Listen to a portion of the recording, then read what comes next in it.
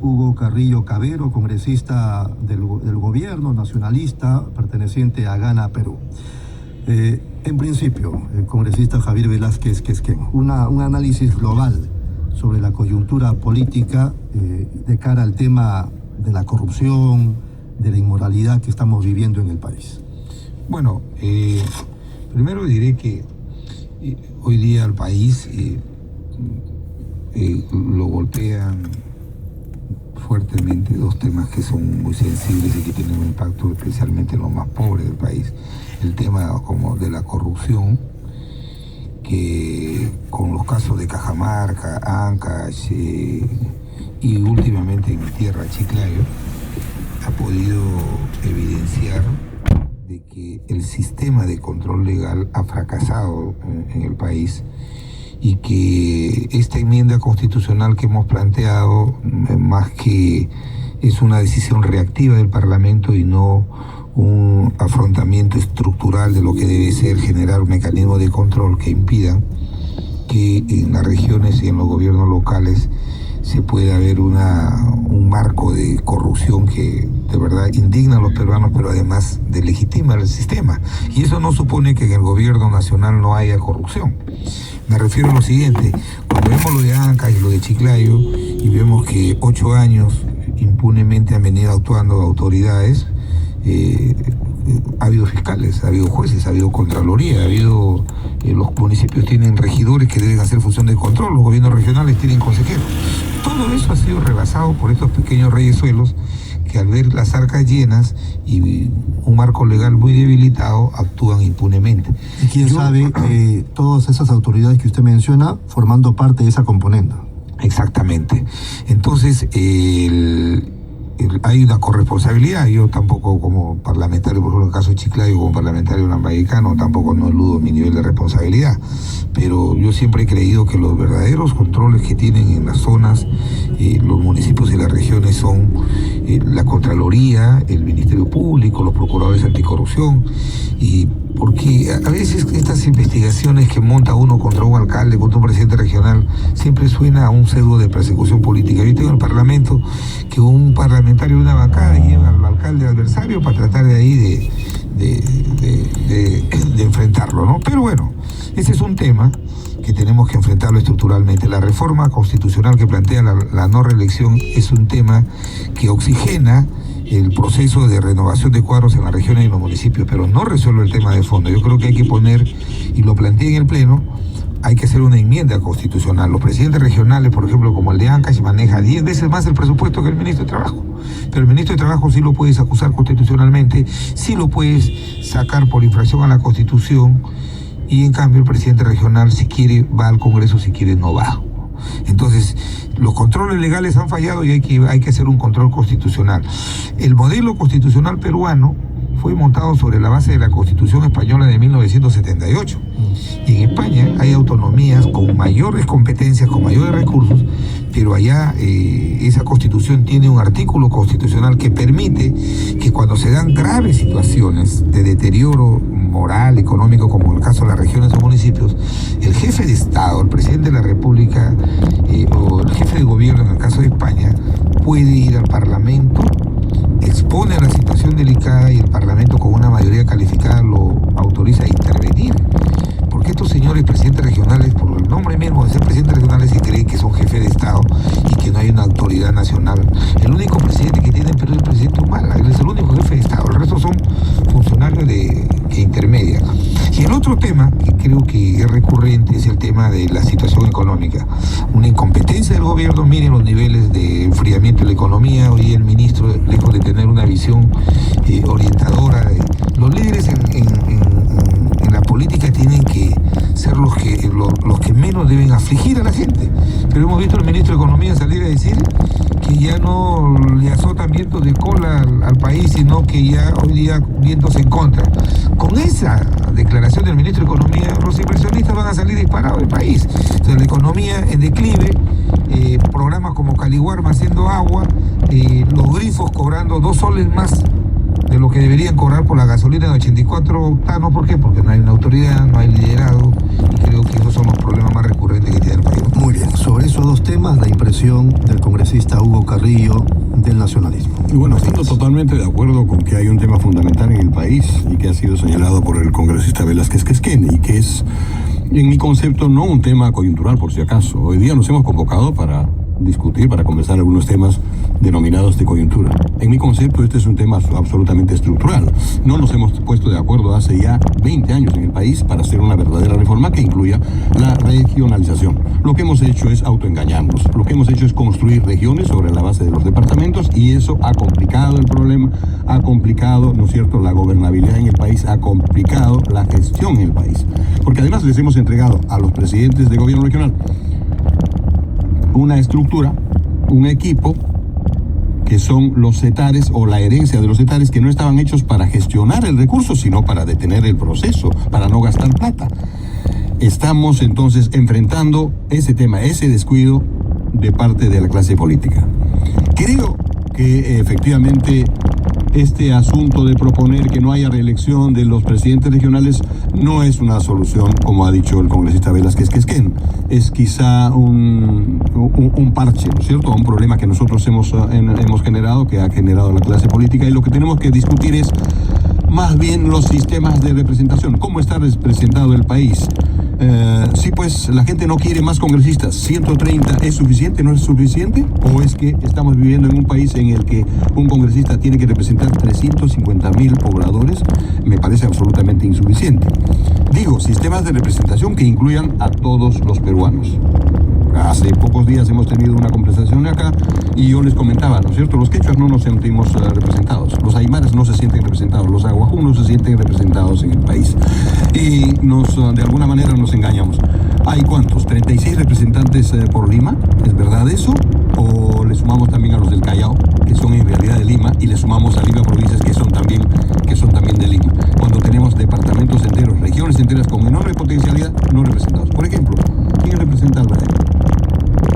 Un territorio con 78.000 kilómetros cuadrados de país beligerante, fulgurante, una región con enormes recursos, ¿no es cierto?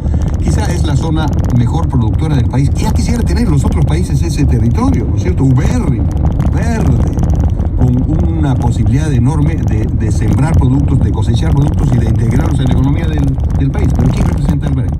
Estamos discutiendo, en realidad, temas que no son los de fondo. En mi concepto, esta reforma, esta enmienda de la que habla el congresista Velázquez Quesquén debiera de buscar fortalecimiento de institucionalidad, fortalecimiento de los partidos políticos, un solo esquema de elección, de manera tal que siendo las elecciones cada 5 años, sean los partidos nacionales los que nos representen también en la región. Porque ahora, si tenemos elecciones para cada proceso, entonces los señores representantes del interior del país que tienen movimientos que en realidad no adhieren ninguna ideología, ningún principio, ningún programa, simplemente van a hacer su campaña para las elecciones nacionales en un momento, luego son candidatos al gobierno regional, luego son candidatos al alcalde y luego se pasan al otro partido, al otro movimiento, porque claro, no hay ningún enfrentamiento. Con eso no estamos construyendo país, no estamos haciendo política en el mejor de los sentidos. Muy bien, está clara su posición, seguramente la va a rebatir el congresista Javier Velázquez Quesquén, pero antes de irnos a la pausa nos queda un minuto para que usted nos diga su impresión sobre el tema del manejo económico del país en las actuales circunstancias. Sí, en mi concepto es un manejo absolutamente responsable, ¿no es cierto? No esperaba el propio congresista Velázquez Quesquén que se manejara este asunto de esta manera, ¿cierto? El país está creciendo a ritmos mejores que el resto de los países de América Latina. Claro, es muy sencillo decir, bueno, nosotros hemos dejado un país en mejores condiciones. No se dejaron en realidad, porque estamos mal usando unos recursos generados por la minería, no hemos generado inversiones adicionales, no hemos generado actividades que transfieran esos recursos, que sea, por ejemplo, estos proyectos mineros debieran de haber conseguido también mejoras para el resto, para el entorno. Hemos dejado que la minería actúe a su libre albedrío. No hemos permitido, ese gobierno no ha permitido, por ejemplo, que las empresas mineras se engarcen en los presupuestos participativos, se engarcen en los planes de desarrollo regional, porque qué gracia. Exigimos a los gobiernos regionales que construyan planes de desarrollo regional, pero no está contemplado, por ejemplo, el ingreso que hay por minería. Pongo el ejemplo de Apurímac. Apurímac tiene 700 millones de ingresos por todo concepto al año. ¿Cuánto maneja Las Bambas? Se ha vendido hace poco en 4.000 millones.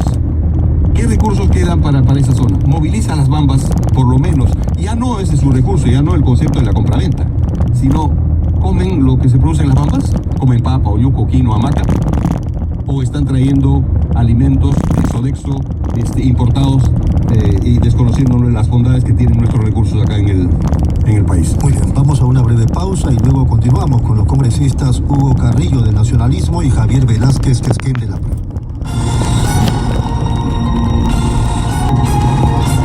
Pulso informativo.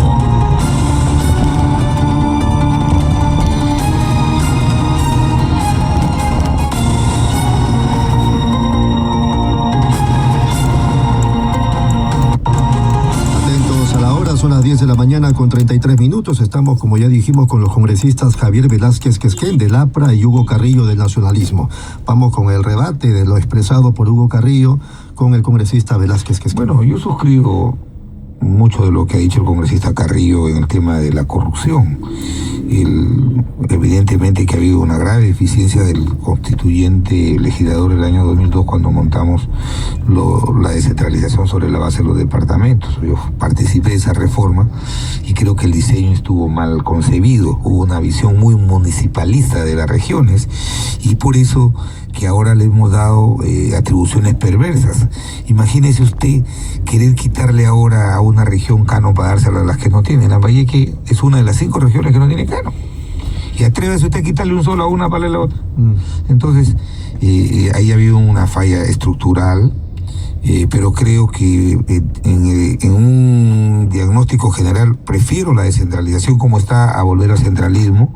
La corrupción nace con la República y si antes no se conocía tanto, no es porque había menos corrupción, sino que no había mucha transparencia, no había libertades como la de comunicación que hoy día permiten y que los ciudadanos sepan cada uno de los movimientos que hacemos los que estamos en política. Entonces, me parece bien que hoy día, por ejemplo, lo que para algunos puede llamarle sorpresa, a mí me parece bien, por ejemplo, que el fiscal de la Nación sea investigado por el Parlamento, que sea investigado por el Consejo Nacional de la Magistratura, que haya altos funcionarios que no crean que son intocables.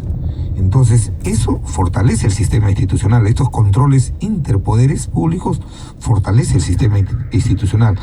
No debe llamar la atención que el fiscal sea investigado por el Parlamento, para eso nos han dado esa atribución, y que el fiscal también a la vez nos investigue, y que el fiscal sea investigado disciplinariamente por consejo. No tienen por qué molestarse ni incomodarse, sino colaborar.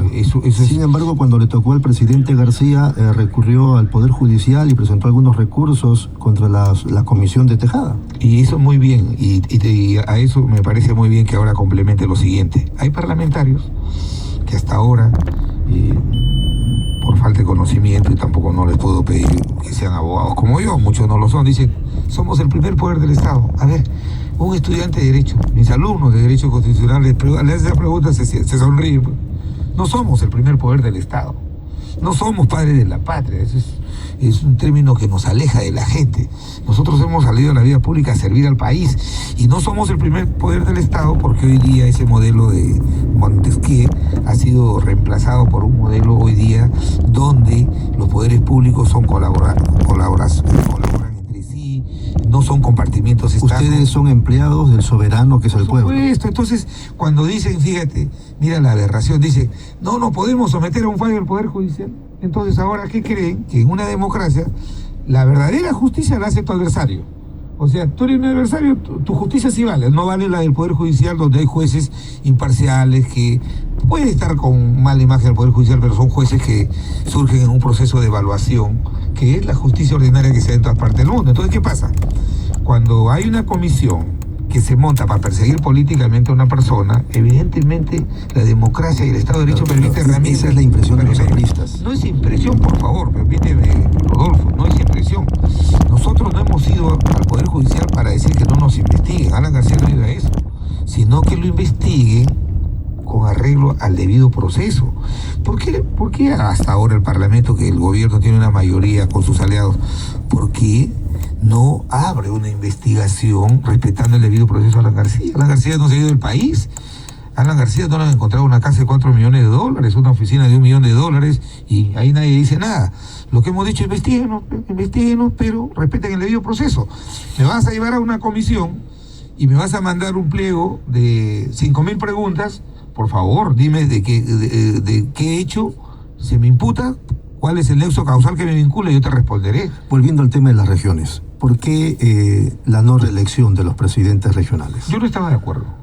Porque, pero te lo como digo, dicen algunos, si no hay reelección en 4 años, quien va para robar igual roba en esos 4 años. O sea que la lógica infantil es que supuestamente los que van a la reelección recién al 4º año se corrompen, sí, ¿no? Y que hay que evitar que esos 4 años de reelección no se den, porque si no se van a corromper. Por favor. El diseño que ha hecho el legislador esta vez, en esta última aprobación, es que lo que pretende es hacer que los procesos electorales permitan que en las regiones puedan actuar más, pueda renovarse más rápidamente la representación. Pero me temo que se quedarán en el camino buenos alcaldes, buenos presidentes regionales. Y segundo es que lo que ha dicho el congresista que nos acompaña esta mañana, si nosotros mantenemos ese diseño defectuoso de procesos de regionalización montados en departamentos con atribuciones y competencias que no tienen control, esto va a seguir. Al contrario, yo creo que la evaluación que haremos dentro de 8 o 10 años es que algunos que ingresan a la política no para servir al país, sino para lucrarse, van a utilizar estos 3 o 4 años para saquear las arcas. ¿Por qué? Porque los controles legales siguen ahí defectuosos, no funcionan. Entonces, creo que esta ha sido una actitud reactiva del Parlamento para tratar de apañar la ira colectiva que hay justificadamente por lo que hemos visto en la televisión. Muy bien, antes de las preguntas de Giovanna, planteamientos de solución, congresista. Construir un sistema colectivo, ¿no es cierto? Hacer que la Contraloría de la República tenga representación en cada una de las regiones y que sea un organismo autónomo en las regiones. Hoy día tenemos un mecanismo de control, pero los representantes de la Contraloría responden a su jefe, que es el presidente regional. No tenemos ninguna posibilidad. ¿Cómo se ha podido legislar de esa manera? No entiendo cómo se ha legislado de esa manera, Javier. Te explico. Porque sí, así pasa. En los municipios también hay una Contraloría, pero le paga el municipio al Contralor. Sí, te explico. Este sistema fue reemplazado en varias verdades en la época del presidente de Toledo, el 2004, le dimos la nueva ley orgánica. Yo presidía la Comisión de Fiscalización y aprobamos esa nueva ley. En virtud de eso, iniciamos un proceso de transferencia de los funcionarios y trabajadores de los organismos de control interno que tienen cada institución, municipio y regiones, a que dependan funcionalmente de la Contraloría. Hoy día, todos los jefes de Contraloría de las regiones son designados por el Contralor General de la República. Todavía hay en este proceso muchos trabajadores de estas oficinas, que son 4 o 5 auditores, que siguen respondiendo a la planilla del gobierno regional y por ende sometidos, como le dice el congresista, a la autoridad que deben fiscalizar. Debemos ¿la ley no es clara o qué pasa? No, es un proceso. ¿Te imaginas? La Contraloría, te explico, hace el 2004 la Contraloría tenía 70 millones de presupuesto. Hoy día tiene 600 millones. Entonces, y poco a poco les vamos habilitando recursos para que esos funcionarios se vayan incorporando al staff de la Contraloría. Pero eso no resuelve el tema. Eso no resuelve el tema, porque un buen trabajo hecho por la Contraloría, un mal fiscal o un mal juez, termina archivado. Siga, congresista. Claro, y lo que resuelve el tema finalmente es un buen sistema de planeamiento estratégico que incorpore, ¿no es cierto?, las dinámicas regionales en el proceso y que incluya también, por supuesto, mecanismos de control, porque, bueno, es verdad, seamos absolutamente claros. Se dice que los presidentes regionales, al no ser electos, entonces estamos cortándoles, estamos rompiéndoles las alas para que delincan. No. Hoy día todo el país tiene que estar avisado, ¿no es cierto?, que hay un mecanismo que se llama diezmo. Y hay un 10% de los recursos, calculen ustedes cuánto se está generando por ese famoso diezmo, que nos vamos a tapar los ojos frente a ese problema, frente a ese drama. Si existiera diezmo, estamos calculando que cada uno de los presidentes regionales está recibiendo en promedio 160 millones. Cuidado. ¿Qué tiene que ver eso con la no reelección?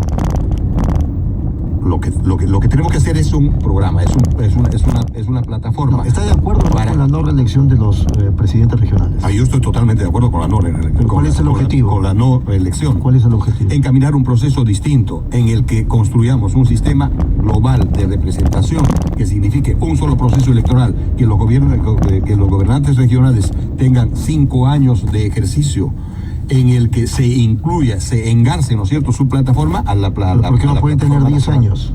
¿Por qué no puede haber reelección? Precisamente porque estos mecanismos son los que han generado prebendas, los que han generado los últimos desastres que hemos tenido. 4 o 5 años puede ocurrir lo mismo. O sea, en la primera gestión pueden hacer... Lo que ocurre es que si nosotros hacemos un diagnóstico, ¿no es cierto?, hay 18 investigaciones en las regiones. Y precisamente ahí donde ha habido reelección, ahí es donde hay mayores problemas. Esa es una de las razones. Después, construyendo el proceso, podemos pensar, ¿no es cierto?, en mecanismos de reelección quizá en el futuro, pero blanqueando, pero transparentando, pero construyendo programas, plataformas en las que los procesos regionales se engarcen con el proceso nacional. Repito una vez más que no estamos oponiéndonos con el proceso de descentralización, al contrario, hay que fortalecerlo, pero hay que generar los mecanismos para que en las regiones justamente se concentren los mayores esfuerzos para que la gestión sea adecuada, con los nuevos mecanismos, con las nuevas formas, porque hoy día tenemos un sistema de control que es el famoso SNIP, que fue construido para una zona, para una época en la que no teníamos recursos, apenas teníamos 800 millones de reserva, recuerden ustedes. Y entonces teníamos que tener a la abuelita con un candado para que no gaste la plata. Hoy día seguimos funcionando con esos mecanismos. Eso hay que cambiarlo. Lo del SNIP hay que cambiarlo. No, lo que pasa es que, yendo al tema económico y por qué estamos viendo estas cifras magras, hay esta desolación en los peruanos. El otro año, por primera vez, lamentablemente, la proyección que ha hecho el Banco Central de Reserva es que la economía crezca entre el 2.5 y 2.8%, por primera vez comenzará a haber nuevamente desempleo después de 11 años. Entonces, todo el marco legal que se hizo para un país de la década de los 80, un país pobre, que tenía un presupuesto que era hoy día el presupuesto de la República es 5 veces más que el que era hace 20 años. Entonces nadie concibió, con las reformas constitucionales de la década del 90 y con la incorporación del Perú a una economía de mercado, nadie pensó que en 24 años el país iba a tener un presupuesto 5 veces mayor, que iba a crecer en los niveles que crece. Entonces todo el marco legal, como dice el congresista, fue hecho para un país a la defensiva, un país pobre. Entonces tú haces un proyecto, un SNIP significa es un proyecto de inversión que está calculado en cifras, pero ese proyecto está en un banco y tú lo pones y lo licitas en 1 o 2 años. Entonces los costos unitarios de ese proyecto se han modificado, cambian.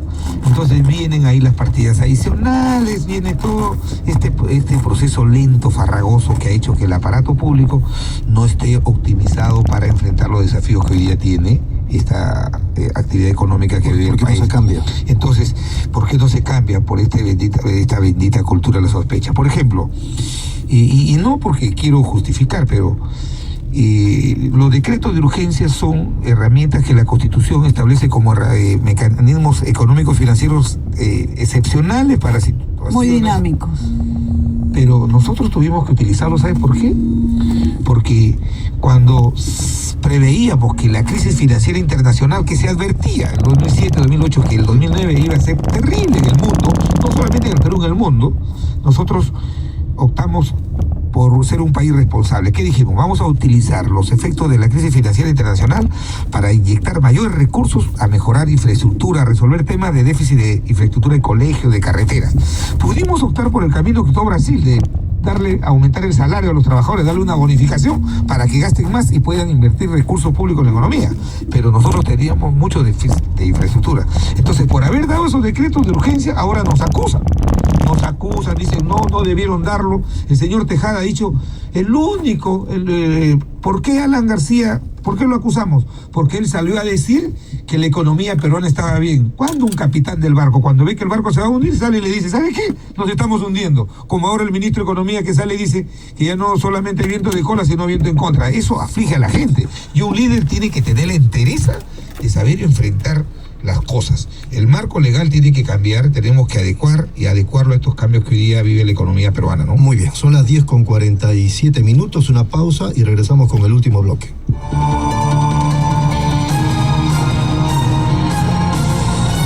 Regresamos con Pulso Informativo.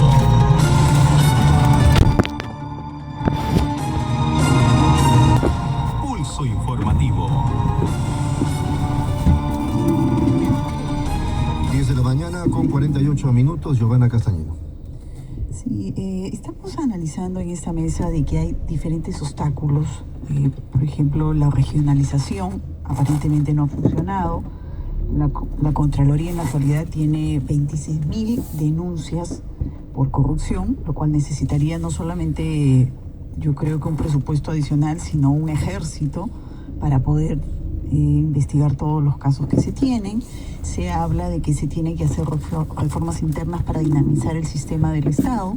Entonces, ¿cuál es la fórmula? Porque hace 25 años los peruanos estamos esperando que exista un gobierno igualitario, que trabaje con un sistema que cree oportunidades para todos los peruanos, y siempre caemos en lo mismo: un Estado deficiente, corrupción, el sistema no funciona.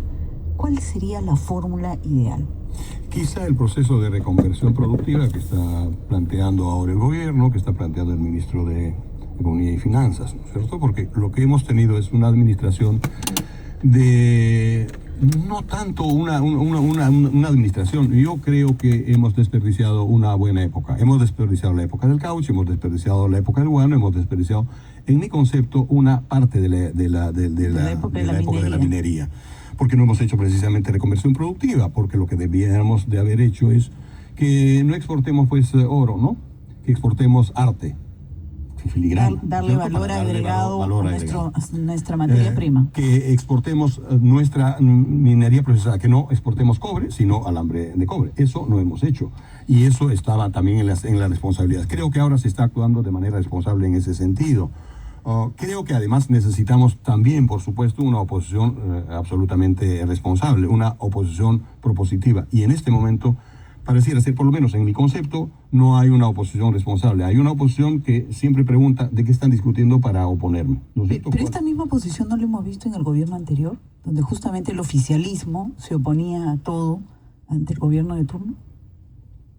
A ver, lo que estoy señalando es ahora, usted me está pidiendo hacer un diagnóstico, ¿no es cierto?, una precisión de cuáles son los dramas que está viviendo el país en este momento. Y el drama es que no hemos concebido un país que atienda sus emergencias, sus urgencias, pero en función también del análisis de sus potencialidades. Por eso señalaba en algún momento, oiga, recién nos hemos dado cuenta de la importancia que tiene el BRAEM para incluirla en nuestra economía. Un territorio que es 2 veces Bélgica, un territorio que es Panamá y Costa Rica juntos. No, que tiene una riqueza natural indiscutible y reconocida en el mundo. Y no se ha incorporado. Pero además no hemos incorporado nuestros diferentes segmentos. Hoy se habla mucho, por ejemplo, de la comida novoandina. Pero ¿qué hemos incorporado de esos? Los productores de la zona que producen papa, sigue produciendo papa a 10 céntimos el kilo. ¿De qué estamos hablando? Claro. ¿No sería mejor partir de una base? Se necesita una infraestructura dentro del país para poder intercomunicar todos estos pueblos y ciudades, para que puedan de alguna forma sacar esos productos que ellos tienen y darle un valor agregado, comercializarlos, porque obviamente si yo lo comercializo dentro de mi pueblo, que tengo probablemente 500 habitantes, nunca voy a salir del mismo nivel de pobreza en el que yo me encuentro. Pero si hay una carretera la cual me permita conectarme con el resto del país, obviamente yo voy a tener muchísimo mayor facilidad. A eso hay que agregarle pues la educación, la salud, la factibilidad de programas que se pueden canalizar a través del gobierno local, y esto va a dinamizar muchísimo más el poder llegar a ese ciudadano y darle las facilidades del caso. Sobre eso, ¿qué dice el congresista Velázquez? Bueno, ya ahora lo que lo escuché al congresista Carrillo, ahí sí ya es un tema ideológico. Y es un tema ideológico porque el tema de prioridades, dice, no explotemos nuestro oro, sino cultura. A mí me gustaría, pero la reconversión productiva que plantea el ministro de la Producción es un esfuerzo que los peruanos lo venimos haciendo hace 20 años. O sea, la industrialización del país. No, por favor. El error de concepto ideológico que tienen los congresistas o las personas que creen que el modelo es un modelo primario exportador es porque conciben que una característica de la naturaleza de nuestro país forma parte de ese concepto ideológico. No es así. Para nosotros, nuestro activo importante es hoy día la materia prima. ¿Qué hemos hecho en estos 20 años? No podemos comparar lo que estamos haciendo los peruanos estos 25 años con la época del guano, del caucho, donde se depredaron esos recursos. ¿Es que acaso no vemos indicadores?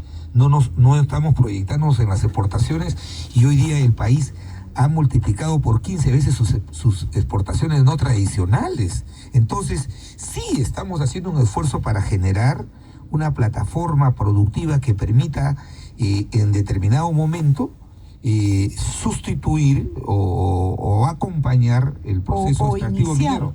Pero ¿cómo se logra eso? Con ventajas competitivas, con ventajas comparativas. Si tú no haces una carretera, si tú no mejoras la calidad de la educación, ¿con qué? Con lo que tú recaudas de tus exportaciones mineras.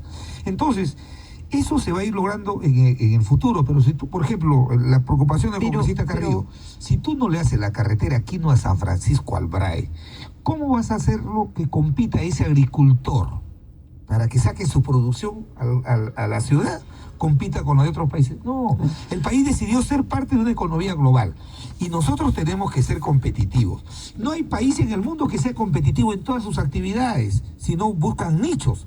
Entonces nosotros tenemos que dar el gran salto.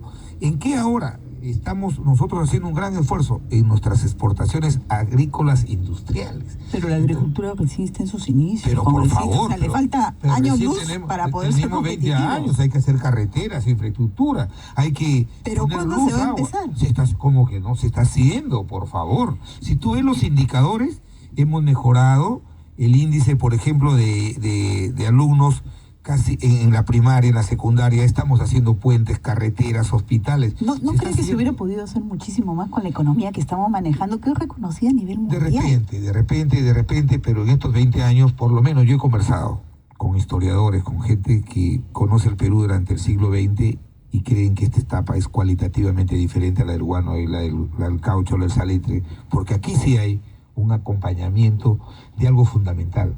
Hoy el Perú tiene un fuerte mercado interno de consumo. ¿Y sabe por qué? Porque hemos construido una fuerte clase media que la tenemos que seguir fortaleciendo. Obviamente eso fortalece la economía. Sí, brevemente. Sí, yo me Pero siento es temporal, absolutamente complacido, ¿no es cierto?, por el reconocimiento del congresista Velázquez Quesquén. No se hizo la carretera Quino a San Francisco. Yo diría, hagamos la carretera Quino a San Francisco, conectemos esa región hacia el Cusco, pasemos por Pichari, hagamos una conexión, una interconexión real de esa zona que es absolutamente potente para el país. Pero además se están haciendo un conjunto de carreteras. Se está construyendo la transversal, ¿no es cierto?, que pasa por toda la sierra peruana.